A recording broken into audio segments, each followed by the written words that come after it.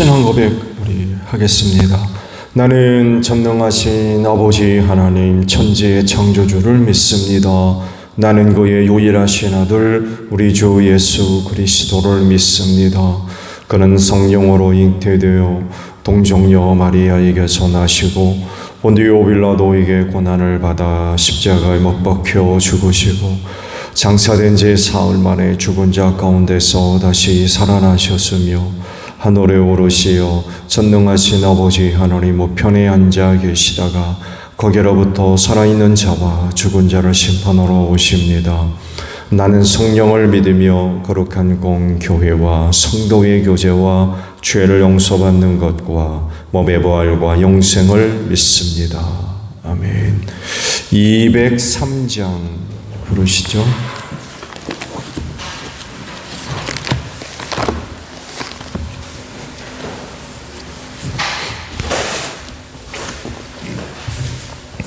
(203장입니다)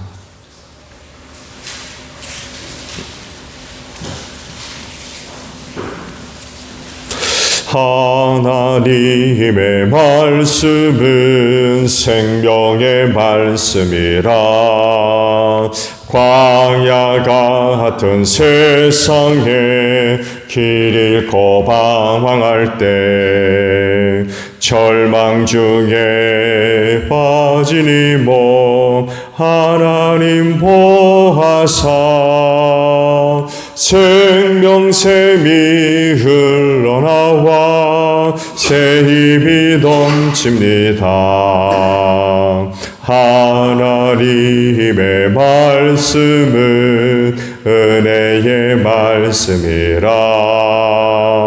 누구든지 믿고서 참으로 회개하면 하나님이 사해 주사 구원함 베푸시고 가히 없는 그 은혜로 늘 품어주십니다. 하나님의 말씀은 진리의 말씀이라. 믿음으로 지키어 자유를 얻게 되면 어려운 일 힘든 일도 담대히 할 수 있어 온전하신 말씀으로 승리케 하십니다. 하나님의 말씀은 사랑의 말씀이라. 험한 세상 살 동안 언제나 돌보시고 변함없는 사랑으로 우리를 지키시어 하늘나라 이르도록 인도해 주십니다. 말씀을 봅니다. 사도행전 8장 26절에서 마지막 절까지 보겠습니다. 사도행전 8장 26절에서 마지막 절이에요. 그런데 주님의 천사가 빌립에게 말하였다. 일어나서 남쪽으로 나아가서 예루살렘에서 가사로 내려가는 길로 가거라. 그 길은 광야 길이다. 빌립은 일어나서 가다가 마침내 에티오피아 사람 하나를 만났다. 그는 에티오피아 여왕 간다게의 고관으로 그 여왕의 모든 재정을 관리하는 내시였다. 그는 예배하러 예루살렘에 왔다가 돌아가는 길에 마차에 앉아서 예언자 이사야의 글을 읽고 있었다. 성령이 빌립에게 말씀하셨다. 가서 마차에 바짝 다가서거라. 빌립이 달려가서 그 사람의 예언자 이사야의 글을 읽는 것을 듣고 지금 읽으시는 것을 이해하십니까? 하고 물었다. 그가 대답하기를 나를 지도하여 주는 사람이 없으니 내가 어떻게 깨달을 수 있겠습니까? 하고 올라와서 자기 곁에 앉기를 빌립에게 청하였다. 그가 읽던 성경 구절은 이것이었다. 양이 도살장으로 끌려가는 것 같이 새끼 양이 털 깎는 사람 앞에서 잠잠한 것과 같이 그는 입을 열지 않았다. 그는 굴욕을 당하면서 공평한 재판을 박탈당하였다. 그의 생명이 땅에서 빼앗겼으니 누가 그의 세대를 이야기하랴. 내시가 빌립에게 말하였다. 예언자가 여기서 말한 것은 누구를 두고 한 말입니까? 자기를 두고 한 말입니까? 아니면 다른 사람을 두고 한 말입니까? 빌립은 입을 열어서 이 성경 말씀에서부터 시작하여 예수에 관한 기쁜 소식을 전하였다. 그들이 길을 가다가 물이 있는 곳에 이르니 내시가 말하였다. 보십시오. 여기에 물이 있습니다. 내가 세례를 받는 데에 무슨 거리낌이 되는 것이라도 있습니까? 빌립은 마차를 세우게 하고 내시와 함께 물로 내려가서 그에게 세례를 주었다. 그들이 물에서 올라오니 주님의 영이 빌립을 데리고 갔다. 그래서 내시는 그를 더 이상 볼 수 없었지만 기쁨에 차서 가던 길을 갔다. 그 뒤에 빌립은 아소도에 나타났다. 그는 돌아다니면서 여러 성에 복음을 전하다가 마침내 가이사랴에 이르렀다. 아멘. 자, 오늘 아침에는요 30절 하반절에 있는 말씀을 함께 나누려고 합니다. 지금 읽으시는 것을 이해하십니까? 라는 구절의 말씀이에요. 성경을 가장 잘 보았다라고 할 수 있는 경우는 어떤 경우가 되겠습니까? 많이 읽는 겁니까? 아니면 암송하는 것일까요? 물론 성경을 보고 암송하고 하는 거 중요하다 할 수 있겠죠. 근데요, 성경을 가장 잘 보았다 할 수 있는 경우는 그 말씀을 묵상하는 겁니다. 큐티하는 것입니다. 왜냐하면 성경을 보고 듣고 난 후에 이해를 하고 깨달았다는 표식입니다. 큐티는요, 자기가 본 성경을 이해하지 못하면 할 수 없는 거예요. 왜? 내게 주신 말씀을 찾아야 되고요. 그걸 왜 주셨는지 알아야 되기 때문에 그래요. 여러분, 성경을 백날 천날 봐도 깨닫지 못하면 그 무슨 소용이 있어요? 여러분, 성경 지식을 알려고 정보를 얻으려고 보는 겁니까? 그렇지 않습니다. 그렇게 봐도요, 내게 주신 말씀이 뭔지를 모르고 또 왜 주셨는지 어떻게 해야 할지 이런 부분들에 대한 깨달음이 없게 되면 그 맹달 만달을 봐도 의미가 없어요.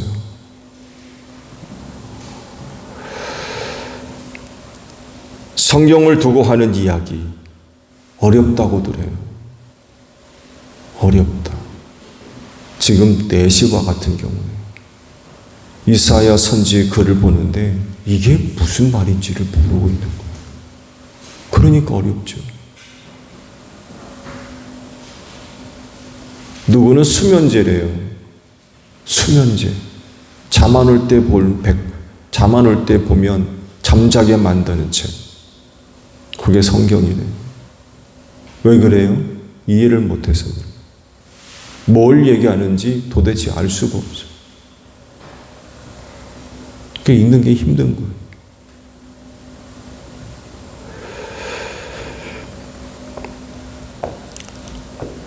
그렇지만 성경은 기록된 이유가 있어요. 목적이 있고 이걸 모르니까 어려운 거예요.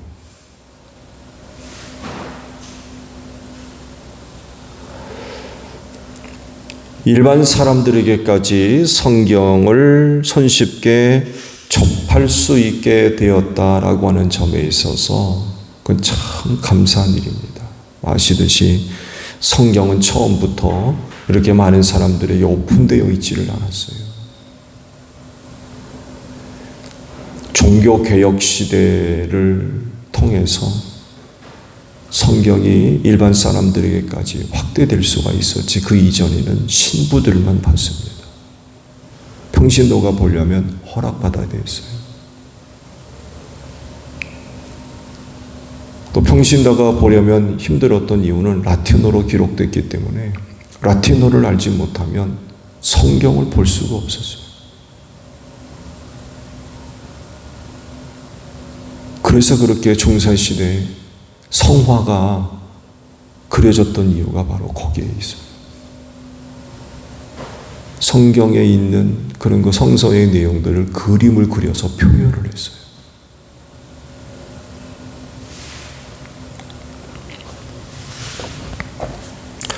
말씀드린 대로 종교개혁을 기점으로 해서 평신도들 손에 성경이 들려지게 되었던 거죠. 근데 문제는 이해하기 힘들고 깨닫는 것이 쉽지를 않았다는 거죠. 그렇지만 성경이 기록된 의도와 이유와 목적을 알면 달라져요. 성경을 이해하는데, 깨닫는데 도움을 얻을 수 있기 때문에 그렇습니다. 오늘 주신 말씀, 빌립 집사의 전도 사역에 대한 말씀들이죠. 성령님의 이끄심을 따라 가사로 내려가는 광야길로 가게 되었죠. 그런데 그곳에서 에티오피아 간다게 여왕의 국고를 맡은 내시를 만나게 되었죠. 예루살렘에 제사하러 왔다가 돌아가는 길이었다고 그래요. 근데 그가 마차 위에서 성경 말씀을 보고 있었다고 그러죠. 이사야서의 말씀이었어요. 고난받는 종에 대한 아주 유명한 말씀입니다. 그래서 물었던 거예요. 이해하세요? 그거 보고 있는 말씀 이해하십니까? 그러자 내시가 그러죠. 모르겠다는 거예요. 나를 지도할 사람, 가르칠 사람이 없어가지고 이게 도대체 무슨 말씀인지 내가 모르겠다는 거예요.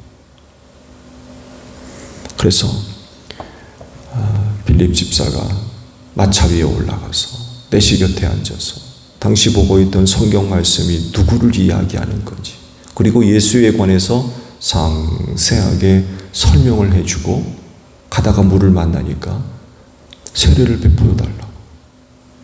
그래서 빌립 집사가 그에게 세례를 베풀어 주고 헤어지죠.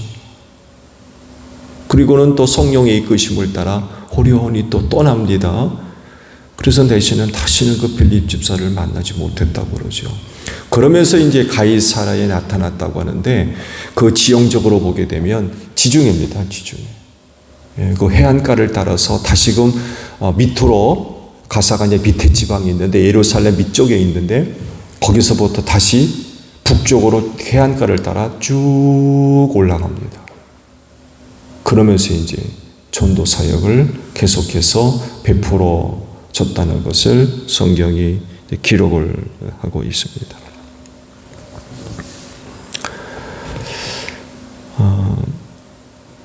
예수께서 성경이 무엇인가를 말씀하신 적이 있어요.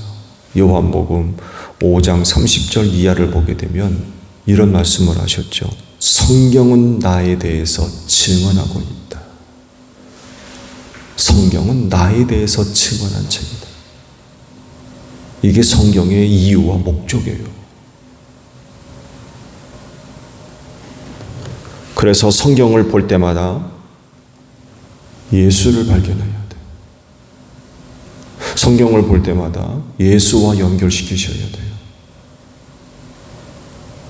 마치 빌립 집사가 에티오피아 내시가 보고 있던 성경 말씀이 누구를 가리킨다고요?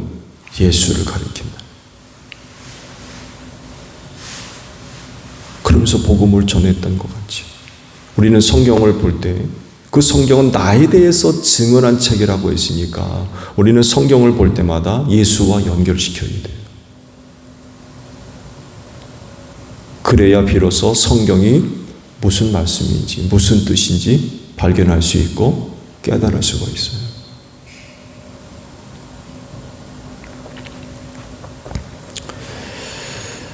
성경이 어려운 이유, 성경을 보면서 예수님과 연결시키지를 않아요. 성경을 보면서 예수님에 관한 사실들을 발견하고 해야 되는데 이게 안 되는 거예요. 그래서 깨닫고 이해하기가 힘든 거예요. 말씀드린 대로 에티오피아 여왕의 간닥에 국고를 맡은 내시도 성경을 보고 있었어요. 여러분, 마차를 타고 성경을 보는 거 쉽지 않습니다. 지금도 자동차를 타고 가면서 글을 보는 거 쉬워요? 그때 당시 포장이 되어 있겠습니까? 아니면 충격을 완화하는 장치가 되어 있겠습니까? 덜컹거리는 대로 덜컹덜컹거리는. 근데 그런 가운데도 성경을 볼 정도로 열정적이었어요. 근데 문제는 뭐냐면 모른다는 거예요. 이게 도대체 뭘 얘기하는지를 모른다는 거예요. 깝깝한 거죠. 그러니 그 말씀을 보면서도 무슨 은혜가 되겠어요? 깨닫지를 못하는데. 왜 그가 깨닫지 못했느냐? 그 성경 말씀이 예수에 관해 증언한 것을 몰랐던 거예요. 그 성경책이 예수에 대해서 증언하고 있다는 것을 모르는 거예요. 그러니까 깝깝한 거죠. 그렇지만 빌립을 만나서 이 문제가 해결됐죠.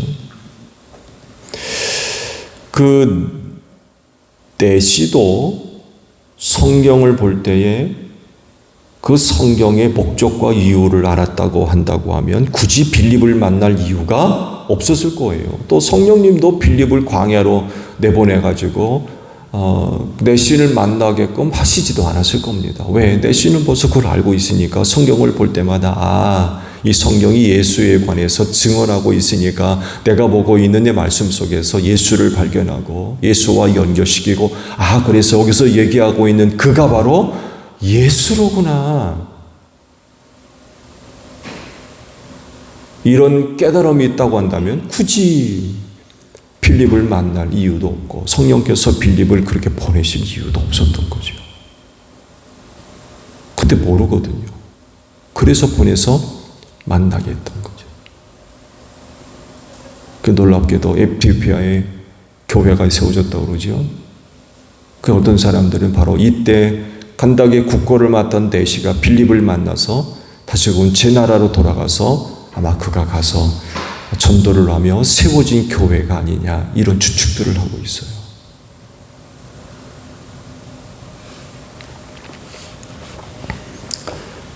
궁금증이 해결됐어요. 내가 보고 있는 이사야서의 말씀이 예수에 관해서 이야기를 하고 있는구나 라고 깨달으니까 결과가 뭐예요? 세례 베풀어 달라고 그래요. 세례 베풀어 달라고.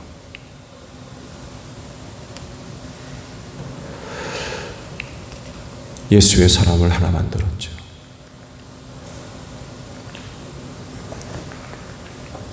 어떤 사람들이 이야기하는 것과 같이 성경이 어려운 책이라고 하면 과연 하나님께서 성경을 주셨을까요? 사람이 알지 못하는 것 주시면 뭐예요? 의미가 없죠. 그렇지 않아요? 그거 관상력입니까? 성경이? 아니잖아요. 능히 보면 깨달을 수 있기 때문에 또 지킬 수 있는 것이기 때문에 우리에게 주신 거예요.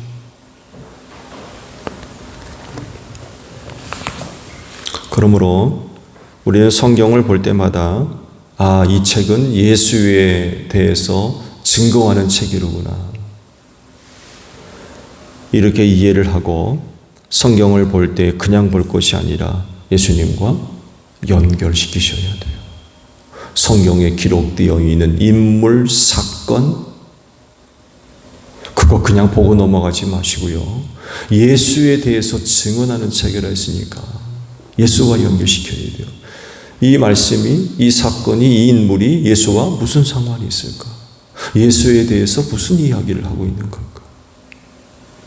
이렇게 보셔야 돼요.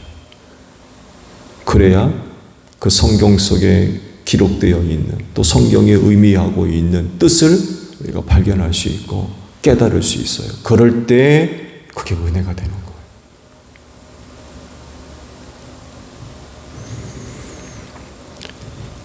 그래서 말씀을 드린 대로 볼 때 그냥 볼 것이 아니라 예수님과 연결시켜 볼 때에 비로소 그 말씀 속에 숨어 있는 보화를 캐어낼 수가 있습니다. 그리고 품었던 의문들, 궁금증들, 심지어는 자기를 향하신 하나님의 계획과 뜻을 발견할 수 있어요. 이게 은혜입니다. 오늘도 큐티를 하기 위해서 말씀들을 보실 테고 나름 계획에 의해서 성경을 보시는 분들도 계실 겁니다. 바라건대 여러분이 오늘도 보신 말씀 속에서 누구를 발견해요? 예수님을 발견하시기 바랍니다. 그래서 2000년 전의 인물이 거기서 끝나버리는 것이 아니라 오늘날에도 그 예수는 성경을 통해서 우리에게 나타나는, 우리에게 찾아오시는, 우리에게 말씀하시는 그런 그 예수가 되어져야 될 것 같아요. 오늘도 귀한 말씀을 통해서 예수를 발견하는 여러분들이 되시기를 바랍니다. 주기도문합니다. 하늘에 계신 우리 아버지, 아버지의 이름을 거룩하게 하시며 아버지의 나라가 오게 하시며 아버지의 뜻이 하늘에서와 같이 땅에서도 이루어지게 하소서. 오늘 우리에게 일용할 양식을 주시고 우리가 우리에게 잘못한 사람을 용서하여 준 것 같이 우리 죄를 용서하여 주시고 우리를 시험에 빠지지 않게 하시고 악에서 구하소서. 나라와 권능과 영광이 영원히 아버지의 것입니다. 아멘. 기도하겠습니다.